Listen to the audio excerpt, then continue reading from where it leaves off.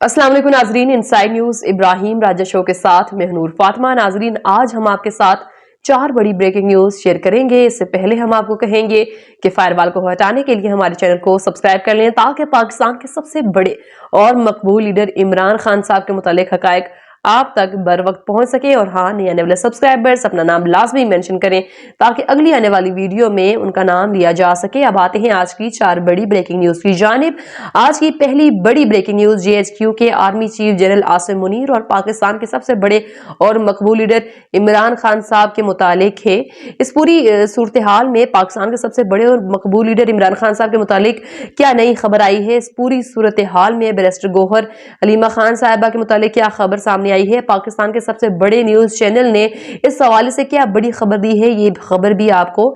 बताएंगे। आज की दूसरी बड़ी ब्रेकिंग न्यूज, इमरान खान साहब की मुमकिना मुंतकिली जीएचक्यू के एक एंकर बुशरा बीबी साहिबा और अली अमीन गंडापुर साहिब के मुतालिक है। इस पूरी सूरत हाल में इस्लामाबाद के एक हसास इमारत में क्या इंतहाई गैर मामूली वाक़या हुआ, इस वाक़े में कौन से 3 किरदार मौजूद थे और यहाँ किस किस्म की पुरअसरार एक्टिविटी हुई, इस बारे भी आपको आगाह करेंगे। आज की तीसरी बड़ी ब्रेकिंग न्यूज, इस्लामाबाद में एक बहुत बड़े सरेंडर के मुतालिक है। इस पूरी सूरत हाल में इस्लामाबाद में एक और बहुत बड़ी तहरीक के मुतालिक क्या बहुत बड़ी और आम खबर आई है। 14 दिसंबर को एक फैसला कुन दिन और तारीख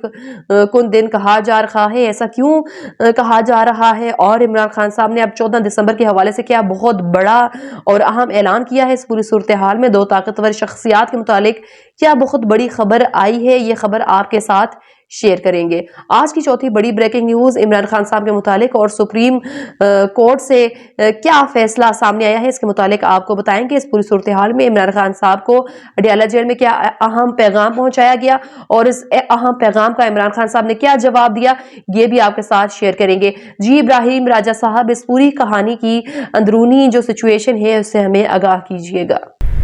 देखे नूर, एक जनरल के शनाख्ती कार्ड, जीएचक्यू के एक anchor, army chief general Asim Munir, Islamabad पर एक बड़ी यलगार, एक ताकतवर शख्सियत पर नई आलमी पाबंदियों और पाकिस्तान के सबसे बड़े और सबसे मकबूल लीडर इमरान खान साहब के मुतालिक 4 बड़ी ब्रेकिंग न्यूज से अपने व्यूअर्स को आगाह करते हैं। सबसे पहले आर्मी चीफ और शहबाज शरीफ के मुतालिक एक हैरानकुन वाक़े से अपने नाजरीन को आगाह करते हैं। इसी वाक़े से जुड़ा एक क्लिप इस वक्त सोशल मीडिया पर क्यों वायरल है, ये वाक़या अपने नाजरीन को सुनाते हैं। तो मामला यह है कि आर्मी हाउस में एक बहुत गैर मामूली कॉल रिसीव हुई। आर्मी हाउस पाकिस्तान में किसी भी आर्मी चीफ की सरकारी रिहाइशगाह को कहा जाता है। अब ये जो कॉल रिसीव हुई आर्मी हाउस में, ये इसलिए बहुत गैर मामूली थी कि इसमें एक ऐसी रिक्वेस्ट की गई जो इससे पहले आर्मी चीफ से कभी नहीं की गई थी और आर्मी हाउस का स्टाफ भी इस रिक्वेस्ट पर बड़ा हैरान परेशान था। बहरहाल अब जिस वक्त ये कॉल की गई तो आर्मी हाउस के स्टाफ ने इस कॉल में की गई दरखास्त जो है ये आर्मी चीफ तक पहुंचाई और आर्मी चीफ के लिए भी ये दरखास्त बहुत गैर मामूली थी, या आप ये कह सकते हैं कि उन्हें ये लगा कि इससे पहले कभी उनके पास या आर्मी हाउस में इस किस्म की दरखास्त नहीं आई। बहरहाल अब ये जो कॉल की गई थी या ये जो दरखास्त की गई थी ये शहबाज शरीफ की जानिब से की गई थी और शहबाज शरीफ ने आर्मी चीफ से ये फरमाइश की या ये दरखास्त की कि मैं आपसे मुलाकात करना चाहता हूं, लेकिन ये मुलाकात मैं आपसे आर्मी हाउस में, इस्लामाबाद में, जीएचक्यू में या आईएसआई के किसी मेस वगैरह में नहीं करना चाहता। ये मुलाकात मैं आपसे इस्लामाबाद से दूर एक नवाही मकाम पर करना चाहता हूं। आमतौर पर इस तरह की जो मुलाकातें होती हैं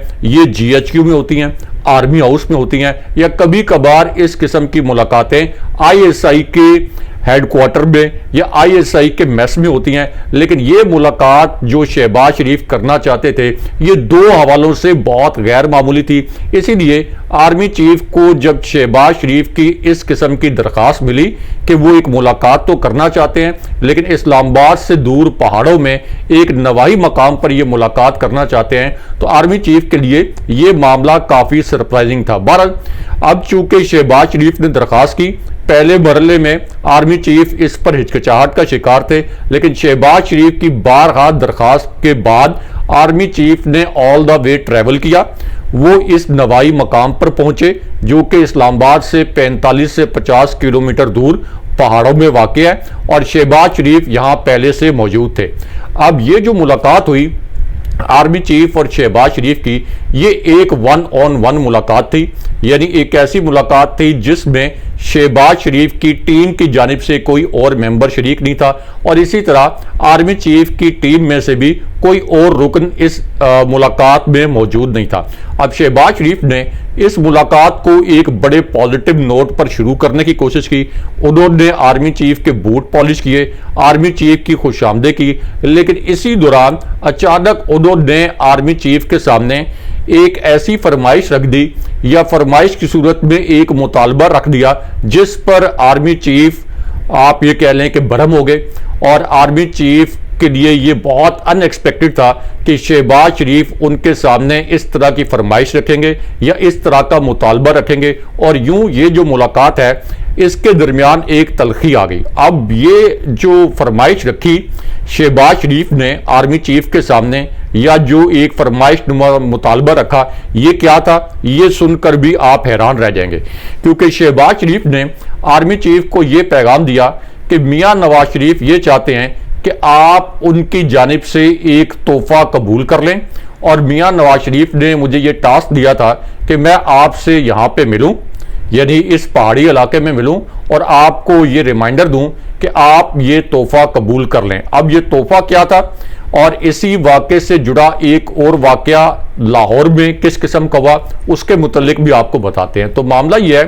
کہ جس طرح سے شہباز شریف نے آرمی چیف کو اس طرح کی ملاقات کی درخواست دی جو کہ میڈیا کی نظروں سے اوجھل رہے، اسی طرح میاں نواز شریف کی جانب سے بھی آرمی چیف کو ایک ریکویسٹ بھیجی گئی، اور آرمی چیف کو اس ریکویسٹ میں میاں نواز شریف نے یہ کہا کہ آپ لاہور میں آ کے مجھ سے ملاقات کریں، اور اس ملاقات کے لیے بھی آرمی چیف ہچکچاہٹ کا شکار تھے، لیکن بہرحال نواز شریف کے اصرار پر آرمی چیف لاہور چلے گئے۔ اب یہ جو ملاقات تھی یہ ایک 1-on-1 ملاقات نہیں تھی، بلکہ اس کے اندر دو اور کریکٹر بھی نواز شریف کی طرف سے شریک تھے۔ اب جس وقت یہ ملاقات شروع ہوئی تو نواز شریف نے بھی پہلے آرمی چیف کے بوٹ پالش کیے، ان کی خوش آمدید کی، اور اس کے بعد نواز شریف نے بھی آرمی چیف کے سامنے ایک فرمائش نما مطالبہ رکھ دیا، اور وہ فرمائش انہوں نے آرمی چیف سے یہ کی کہ میں یہ چاہتا ہوں کہ آپ ہماری طرف سے ایک نذرانہ قبول کر لیں، میں یہ چاہتا ہوں کہ آپ ہماری طرف سے ایک تحفہ قبول کر لیں۔ اس پر آرمی چیف نے کہا کہ کیا آپ مجھے تحفہ دینا چاہتے ہیں اور کس قسم کی باتیں کر رہے ہیں؟ تو اس پر نواز شریف نے پہلے تو حسن اور حسین نواز کی جانب اشارہ کیا جو کہ اس میٹنگ میں موجود تھے۔ انہوں نے کہا کہ دیکھیں، اگر آپ کے ساتھ حسن نواز اور حسین نواز کو بدتمیزی کریں تو آپ نے ڈائریکٹلی مجھے بتانا ہے، کیونکہ یہ میرے بڑے تابعدار ہیں۔ اور اس طرح آرمی چیف کو انہوں نے یہ پیغام دیا کہ جس طریقے سے حسین نواز اور حسن نواز میرے تابعدار ہیں، اسی طرح آپ کو بھی میرے تابعدار رہنا چاہیے۔ اب اس پر بھی آرمی چیف جو ہیں بڑے برہم ہوئے اور ان کو یہ بات بڑی ناگوار گزری۔ لیکن اس کے بعد نواز شریف نے جب اپنے تحفے کا ذکر کیا کہ وہ کیا تحفہ آرمی چیف کو دینا چاہتے ہیں، تو اس پر وہاں پہ آپ یہ کہہ لیں کہ ماحول بڑا تلخ ہو گیا، اور پازیٹیو نوٹ پر شروع ہونے والی یہ ملاقات بھی تلخی کا شکار ہو گئی، کیونکہ نواز شریف نے آرمی چیف کو یہ کہا کہ میں یہ چاہتا ہوں کہ آپ مجھ سے ایک BMW کار لے لیں، یہ ایک بیش قیمت کروڑوں روپے کی گاڑی ہے، اور آپ کو میں یہ کار دینا چاہتا ہوں۔ اس پر آرمی چیف نے کہا کہ مجھے جو اپنی آفیشیل کیپیسٹی میں گاڑی ملی ہوئی ہے وہی میرے لیے بہت ہے۔ لیکن اس کے بعد آرمی چیف پر یہ انکشاف ہوا کہ نواز شریف نے ان کے کور کمانڈرز کو بھی اسی طرح بیش قیمت گاڑیاں دے کر ایک طرح سے ان کو رشوت کے طور پر یہ گاڑیاں دے کر خریدنے کی کوشش کی، لیکن انہوں نے بھی یہ انکار کر دیا۔ اور پھر جو شہباز شریف کی جو ملاقات ہوئی گلیات کے مقام پر آرمی چیف کے ساتھ، اس میں شہباز شریف نے دوبارہ نواز شریف کا یہ پیغام بھیجا کہ نواز شریف چاہتے ہیں کہ آپ ہم سے یہ بیش قیمت گاڑی لے لیں، لیکن اس کے بعد آرمی چیف نے دوبارہ انکار کر دیا۔ اب یہ جو واقعہ ہے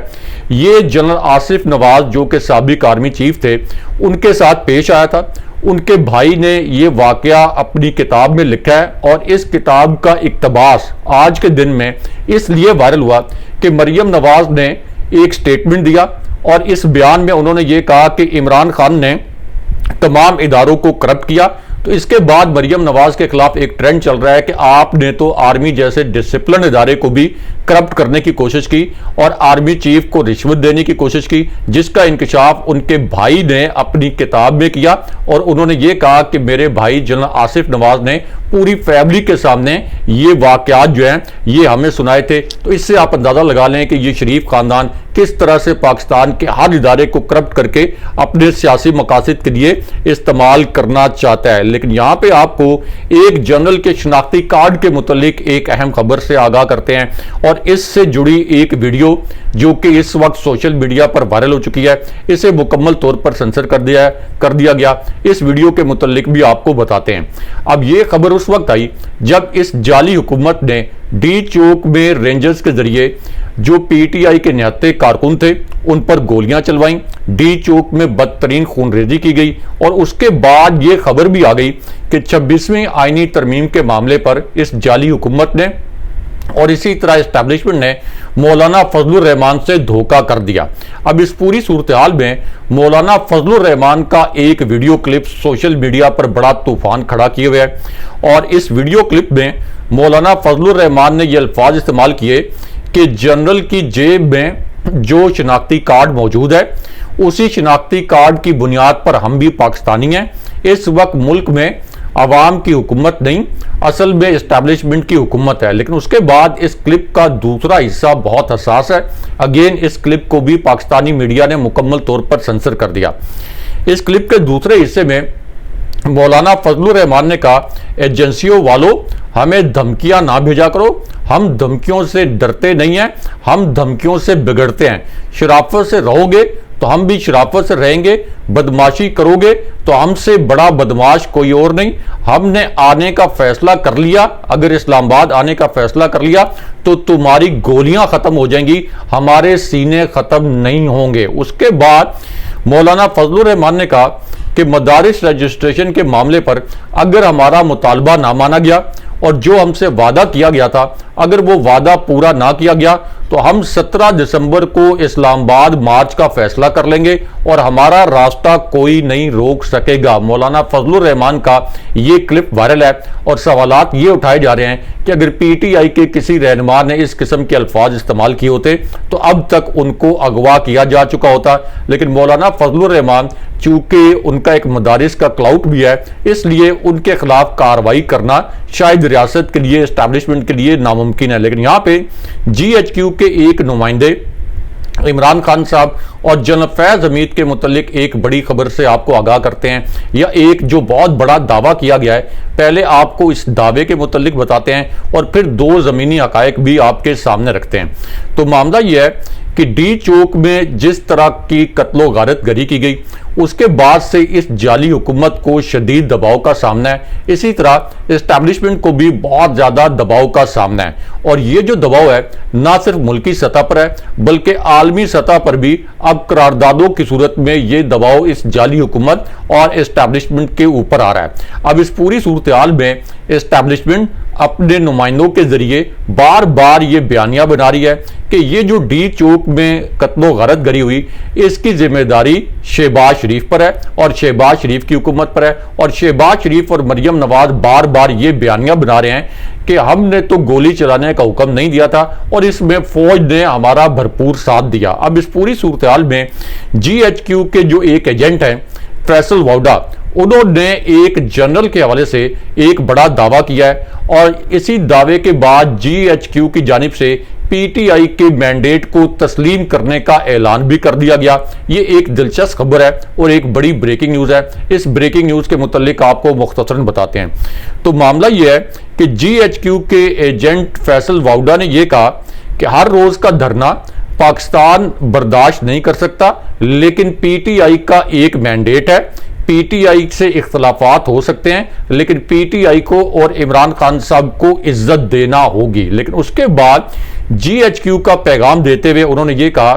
کہ عمران خان صاحب کی جان پر سیاست کرنے کی کوشش کی جا رہی ہے. عمران خان صاحب کی اہلیہ اور پی ٹی آئی کی قیادت عمران خان صاحب کی جان پر سیاست کر رہی ہے. یعنی وہ یہ کہہ رہے ہیں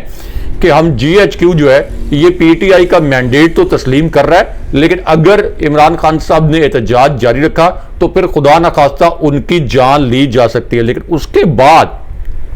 فیصل ووڈا نے یہ کہا کہ پی ٹی آئی کے مینڈیٹ کو تسلیم کرنا لازمی ہو گیا ہے. پارٹی میں تمام لوگ گندے یا اچھے نہیں ہوتے، اچھے لوگ بھی ہوتے ہیں. اور پھر انہوں نے ایک دھمکی دی جی ایچ کیو کے امام پر کہ پی ٹی آئی اپنا قبلہ درست کر لے، اگر حرکتیں صحیح کر لے تو اچھی بات ہے، ورنہ عمران خان صاحب کو ایک بدترین جگہ پر لے جایا جا رہا ہے. لیکن اس کے بعد فیصل ووڈا نے جنرل فیض حمید کے متعلق بھی ایک بڑا دعویٰ کیا، اور اس دعوے میں فیصل ووڈا نے یہ کہا کہ جو تحریک انصاف نے 14 دسمبر کو سول نافرمانی کی تحریک کی کال دی ہے، ظاہر ہے کہ یہ ایک ایسی کال ہے جس کے بعد یہ حکومت مکمل طور پر بوکھلا گئی ہے. اسٹیبلشمنٹ بھی اس کال کے اوپر بہت زیادہ پریشان ہے. تو اب یہ بیانیہ گھڑا گیا ہے کہ جو 14 دسمبر کی کال ہے یہ اس وجہ سے دی گئی ہے کہ 14 دسمبر کی تاریخ سے جنرل فیض حمید کا ٹرائل جو ہے یہ شروع ہو رہا ہے. اور فیصل ووڈا نے یہ کہا کہ یہ ٹرائل جو ہے اس سے توجہ ہٹانے کے لیے تحریک انصاف نے سول نافرمانی کی تحریک کی کال دی ہے. لیکن اس کے اندر جو بہت بڑی خبر ہے وہ خبر یہ ہے کہ ایک طرف تو جی ایچ کیو کی جانب سے یہ واضح پیغام دیا گیا ہے کہ ہم پی ٹی آئی کے مینڈیٹ کو تسلیم کرنے کے لیے تیار ہیں، اور دوسری جانب یہ پیغام بھی دیا گیا ہے کہ اس کے باوجود اگر پی ٹی آئی نے احتجاج جاری رکھا تو خدا نخواستہ عمران خان صاحب کی جان لی جا سکتی ہے. یعنی جو سب سے مقبول لیڈر ہیں ان کی جان لینے کی دھمکیاں بھی دی جا رہی ہیں. لیکن یہاں پہ فیصل ووڈا کے متعلق رانا ثناء اللہ کا ایک بڑا دلچسپ کلپ جو ہے یہ اس وقت وائرل ہے. یہ کلپ اس وقت وائرل ہوا جب فیصل ووڈا نے یہ بیان داغ دیا کہ اس جعلی حکومت نے پی ٹی آئی کے احتجاج کو غلط طریقے سے ہینڈل کیا. انہوں نے کہا کہ جو کچھ ڈی چوک میں ہوا اس کی ذمہ داری کسی بھی صورت فوج پر عائد نہیں ہوتی، اور ساتھ ہی انہوں نے یہ کہا کہ یہ حکومت فارغ ہے، اسے گھر جانا چاہیے اور مریم نواز کو اپنی پارٹی کا گن سمیٹنا چاہیے کیونکہ ان کو عوام میں کسی قسم کی قبولیت حاصل نہیں ہے. اب اس کے بعد رانا ثناء اللہ کا فیصل ووڈا کے متعلق ایک کلپ وائرل ہوا ہے، اور رانا ثناء اللہ نے اس کلپ میں یہ کہا کہ فیصل ووڈا سسٹم کے لاڈلے ہیں، یعنی اسٹیبلشمنٹ اور آرمی کے لاڈلے ہیں، لیکن ہمیں ان سے گھبرانے کی ضرورت نہیں ہے. ایک اور لاڈلے کو ہم نے ایک بڑی وزارت دی ہے. وزیر اعظم سے کہوں گا کہ فیصل ووڈا کا بھی خیال کریں. یعنی وہ یہ کہہ رہے ہیں کہ فیصل ووڈا کوئی حکومت وغیرہ کا حصہ نہیں ہے اور یہ جی ایچ کیو کے مسلط کردہ ہیں، ان کے لاڈلے ہیں، ہم مکمل طور پر بے بس ہیں. لیکن یہاں پہ پی ٹی آئی کے شہداء کے متعلق شاہد خاقان عباسی صاحب کا بھی ایک کلپ جو ہے یہ وائرل ہو گیا ہے. شاہد خاقان عباسی صاحب کی ایک بڑی گواہی پی ٹی آئی کے شہداء کے متعلق آئی ہے. اس کلپ میں وہ کیا کہتے ہیں یہ آپ کو مختصراً بتاتے ہیں. تو شاہد خاقان عباسی نے اس کلپ میں یہ کہا کہ ریاست نے ہر قسم کی رکاوٹ کھڑی کر کے، ہر قسم کا ظلم کر کے پی ٹی آئی کے کارکنوں کا راستہ روکنے کی کوشش کی. پی ٹی آئی کے کارکن مکمل طور پر پرامن تھے، ان میں سے ایک بھی شخص شرپسند نہیں تھا، اور ایک کوئی ویڈیو یہ حکومت دکھائے جس میں یہ دیکھا جا سکے کہ ان کارکنوں نے کوئی لوٹ مار کی ہو یا ان کارکنوں نے کوئی پرتشدد کارروائی کی ہو. اس لیے جو 26 نومبر کا واقعہ ہوا، یعنی جو خون ریزی ہوئی، اس کی جوڈیشل انکوائری ہونی چاہیے. لیکن یہاں پہ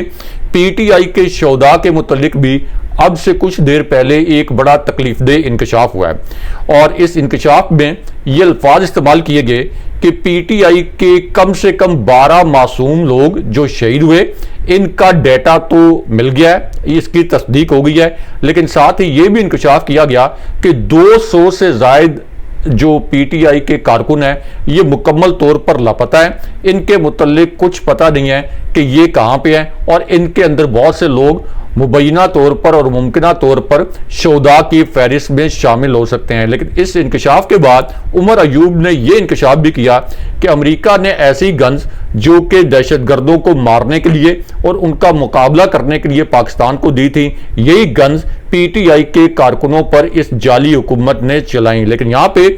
بلاول زرداری اور اسحاق ڈار کے درمیان نوک جھونک اور تکرار کے متعلق بھی ایک اہم خبر سے آپ کو آگاہ کرتے ہیں۔ اب یہ جو خبر ہے اس میں یہ بتایا گیا کہ بلاول زرداری نے اسحاق ڈار کو بڑی کھری کھری سنائی اور انہوں نے کہا کہ پیپلز پارٹی کے صبر کا اور امتحان نہ لیں،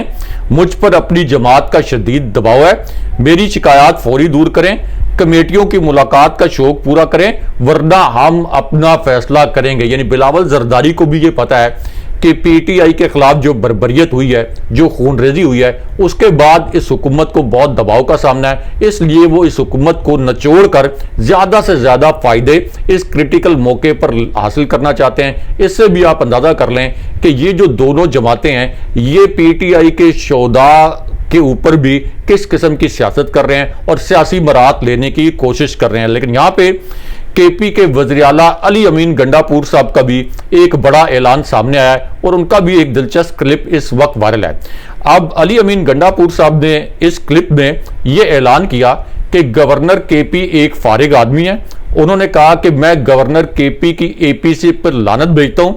یہ سختیاں ہمیں کچھ نہیں کہہ سکتی۔ اور اس کے بعد ان سے ایک اینکر اور یوٹیوبر منصور علی خان صاحب کے متعلق ایک سوال کیا گیا۔ اب منصور علی خان صاحب کے متعلق پی ٹی آئی کے حلقوں کا تاثر یہ ہے کہ وہ مریم نواز کے انتہائی قریب ہیں۔ شہباز گل اور پی ٹی آئی کے دیگر رہنما یہ تاثر دیتے ہیں کہ وہ شریف خاندان کے ہدایات پر وی لاگ کرتے ہیں۔ اب ان کے کسی وی لاگ پر علی امین گنڈاپور صاحب سے کچھ سوال کیا گیا تو انہوں نے کہا کہ میں اتنا فارغ نہیں ہوں کہ منصور علی خان کے متعلق بات کروں کہ وہ کیا کہہ رہا ہے یا کیا نہیں کہہ رہا۔ لیکن یہاں پہ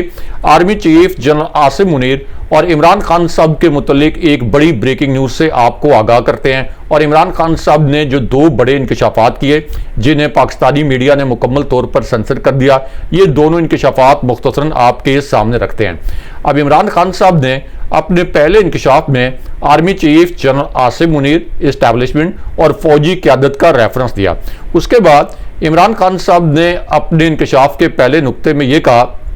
کہ جنگل کے بادشاہ نے خود کو آئین اور قانون سے اوپر رکھ لیا ہے۔ 26ویں آئینی ترمیم کے ذریعے عدلیہ کو محکوم بنا دیا گیا ہے۔ ایک شخص کی بادشاہت قائم رکھنے کے لیے 10 سال کے لیے ملک میں مارشل لا اور آمریت نافذ کر دی گئی ہے۔ اس کے بعد عمران خان صاحب نے اپنے دوسرے پیغام میں کہا کہ ریاستی دہشت گردی کے ذریعے ملک میں خوف و ہراس پھیلایا جا رہا ہے اور ہمیں ڈرا دھمکا کر اس ناجائز حکومت کو تسلیم کرنے کے لیے کہا جا رہا ہے۔ لیکن اس کے بعد عمران خان صاحب نے ایک بڑا اعلان بھی کیا اور اس اعلان میں عمران خان صاحب نے کہا کہ میں پی ٹی آئی کے شہداء کا خون کسی صورت رائگان نہیں جانے دوں گا۔ اس قتل و غارت گری کے معاملے کو عالمی فورمز اور عدالتوں میں لے کر جائیں گے۔ لیکن یہاں پہ ثانیہ ڈی چوک پر کینیڈا کی پارلیمنٹ سے ایک اور بہت بڑی اور اہم نوعیت کی بریکنگ نیوز سے آپ کو آگاہ کرتے ہیں،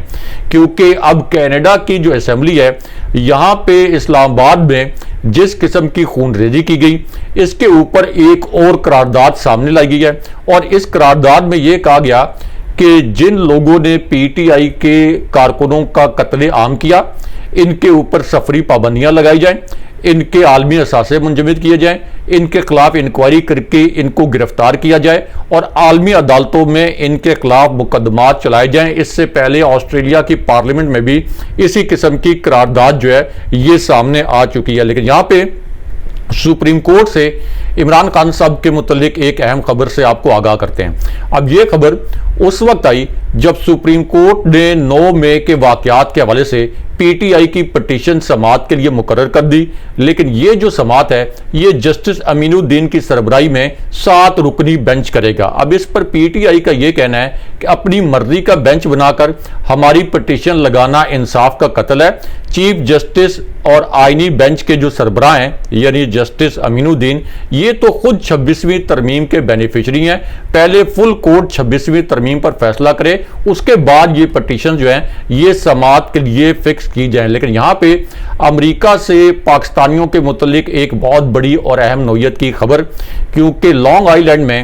امریکہ میں رہنے والے جو پاکستانی ہیں اور جو کامیاب پاکستانی ہیں ان کی ایک بہت بڑی اور مؤثر تنظیم ہے اے پی پیک۔ تو اے پی پیک کا ایک سالانہ اجلاس ہوا ہے۔ اس کے متعلق معروف پاکستانی وکیل اور سماجی رہنما آصف چودھری صاحب نے کیا بتایا، ان کا ایک کلپ بھی دکھاتے ہیں۔ اسی ایونٹ پہ میری جو امریکی رکن کانگریس ہیں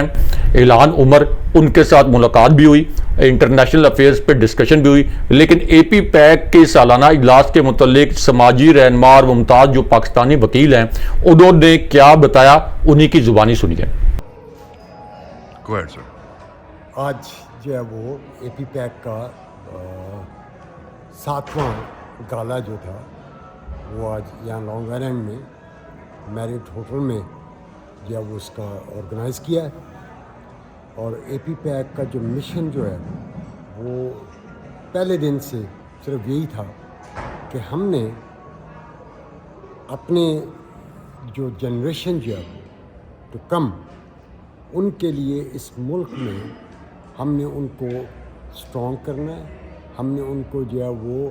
پبلک آفس ہولڈر جو ہے وہ اس کے لیے تیار کرنا ہے، کیونکہ کوئی بھی کمیونٹی جو ہے وہ امریکہ میں آج تک کوئی آگے نہیں بڑھ سکی ہے جب تک انہوں نے جو ہے وہ سخت جو ہے وہ تنقید کا سامنا نہ کیا ہو امریکہ میں، جس میں سب سے پہلے جو تھے وہ پولش تھے، یورپین تھے، اٹالین تھے، اسپینش تھے، بلکہ ہم نے اپنی زندگی میں دیکھا جب انڈینز کو جو ہے وہ بہت جو ہے وہ برا کہا جاتا تھا، لیکن انہوں نے بھی اپنی اسٹرینتھ جو ہے وہ امریکہ میں اپنے آپ کو مضبوط کیا اس وجہ سے کہ انہوں نے اس پولیٹیکل سسٹم کا وہ حصہ بنے۔ اور میری جو ہے وہ یہی گزارش ہے یہاں پر جتنے بھی امریکن پاکستانی ہیں وہ بھی اسی جو ہے وہ پولیٹیکل جو ہے وہ پروسیس جو ہے وہ اس کا حصہ بنے۔ جس طرح وہ ڈاکٹر بننا چاہتے ہیں، انجینئر بننا چاہتے ہیں، لائرز بننا چاہتے ہیں، اسی طرح وہ ان کو چاہیے کہ وہ پبلک آفس ہولڈر بنے۔ یہی ہماری اسٹرینتھ ہوگی، رن فار اینی آفس۔ جی بہت شکریہ ابراہیم راجہ صاحب آگاہ کرنے کا۔ اسی کے ساتھ اپنی میزبان نور فاطمہ کو دیجیے اجازت، پھر ملتے ہیں اگلے پروگرام میں، تب تک کے لیے خدا حافظ۔